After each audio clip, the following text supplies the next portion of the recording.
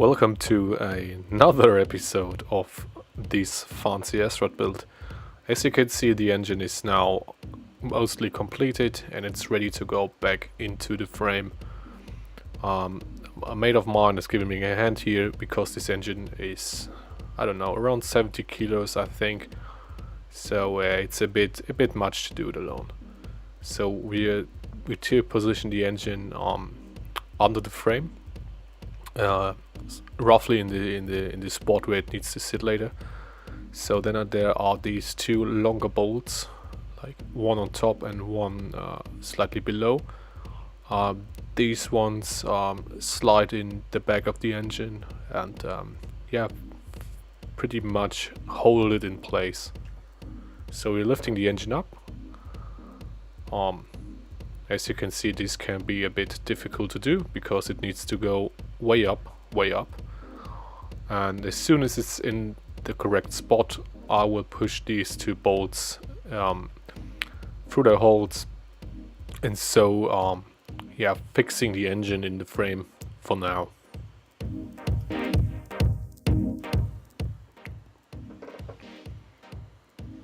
So the engine is in place, and now it's retained by those two bolts in the back.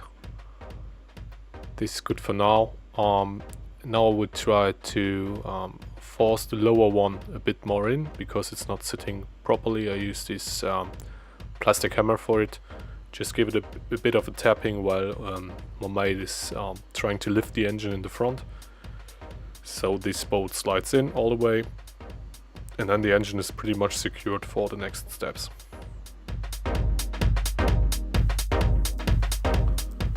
So next up are the front mounts of the engine.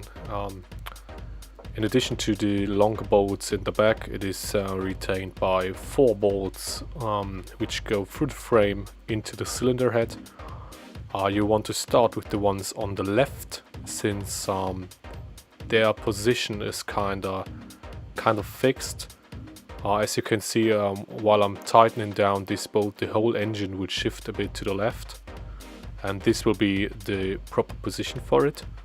And then on the right side you have some aluminum sleeves which you can push in, so the engine is it's nicely clamped from both sides.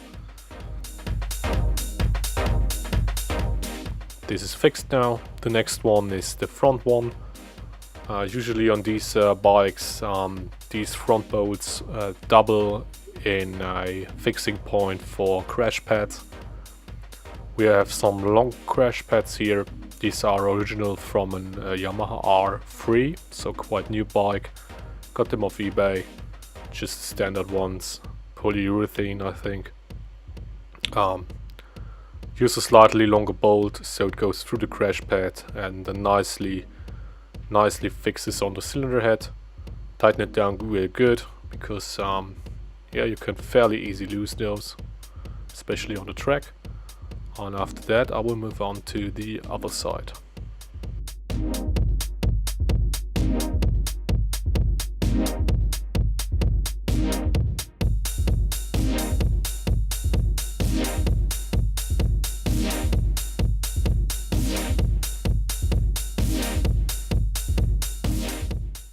So next are these aluminum adapters.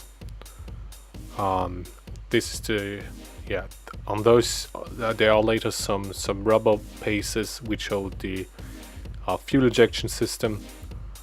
And since this is original, the cylinder head is original, a cylinder head from a carbureted version of the Srad, we need to change those because the original mounts from the carburetors won't fit the fuel injection system.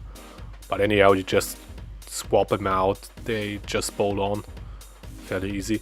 I apply some of this silicone sealant to the back of those, so we won't get any false air intake or whatever, so the engine can't suck in air except through the throttle bodies.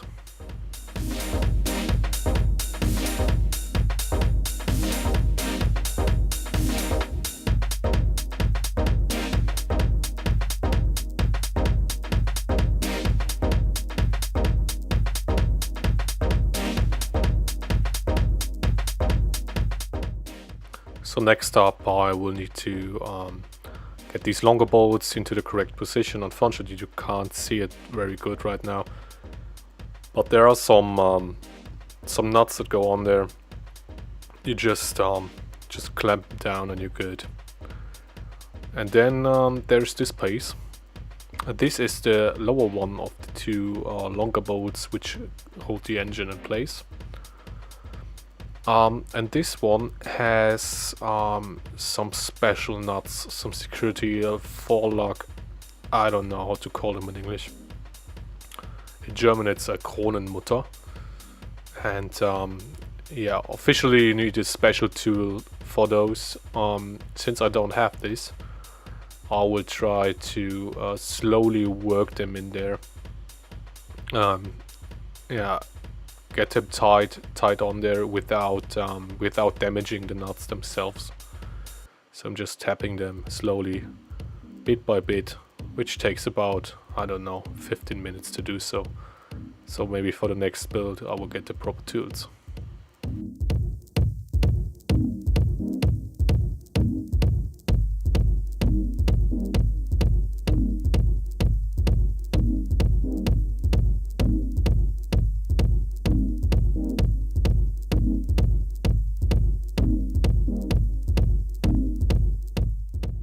So after these special security nuts are on there, the last piece is this yeah, normal. So after we've done that, we can switch to the other side of the bike, where we still need to secure our sprocket. So first I reinstall this shifter linkage to be able to switch gears.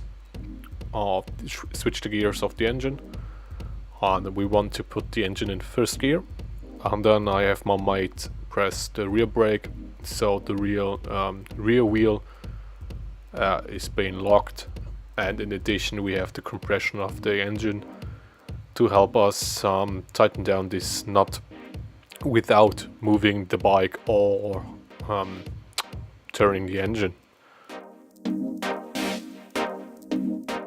And of course, after you tighten down the main sprocket nut, you want to thread in this special security hex bolt that comes with your engine. Put it on there so the sprocket can't get loose, and then we're good for now.